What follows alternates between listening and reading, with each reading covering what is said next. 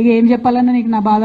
నేనేమంటున్నా అంటే అనుచితమైనటువంటి వ్యాఖ్యలు ఒక ఇంటి ఆడబిడ్డగా నా మీద చేస్తే యావత్ తెలంగాణ బాధపడి అనేక మంది ఎక్కడికక్కడ డైరెక్ట్గా రియాక్ట్ అయినారు. మరి ఏమైందో ఏమో నాకు తెలియదు, కానీ బీఆర్ఎస్ పార్టీలో ఉన్న అన్నదమ్ములకు వాళ్ళు మాత్రం ఎవరు రియాక్ట్ కాలేదు.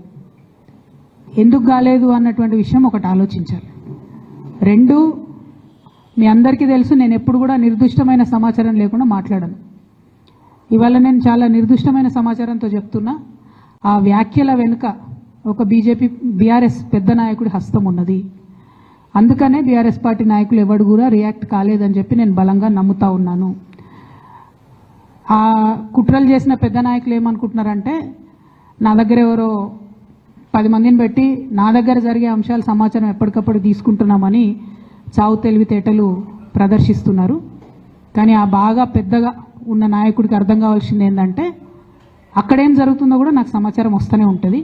సో మీరు ఏ టైంలో ఎవరిని కలిశారు, నా మీద వ్యాఖ్యలు చేయడానికి మీరు ఎవరిని ప్రోత్సహించారు, మీరు ఎంత కింద స్థాయికి దిగజారి ఒక ఆడబిడ్డ మీద అటువంటి వ్యాఖ్యలు చేయించారు, ఇవన్నీ కూడా నేను చూస్తున్నా, గమనిస్తున్నా. నేను బలంగా కర్మ సిద్ధాంతాన్ని నమ్ముతున్నా. నేను మళ్ళీ చెప్తున్నా, ఇవాళ మీరు నన్ను ఒంటరి చేసి ఏదో చేయాలని అనుకోవచ్చు, నా మీద ఇటువంటి వ్యాఖ్యలు చేపించి శునకానందం పొందొచ్చు టెంపరీగా, కానీ దేవుడు అనేవాడు ఉన్నాడు. ఖచ్చితంగా అది మీకు తిరిగి కొట్టే సమయం వస్తుంది.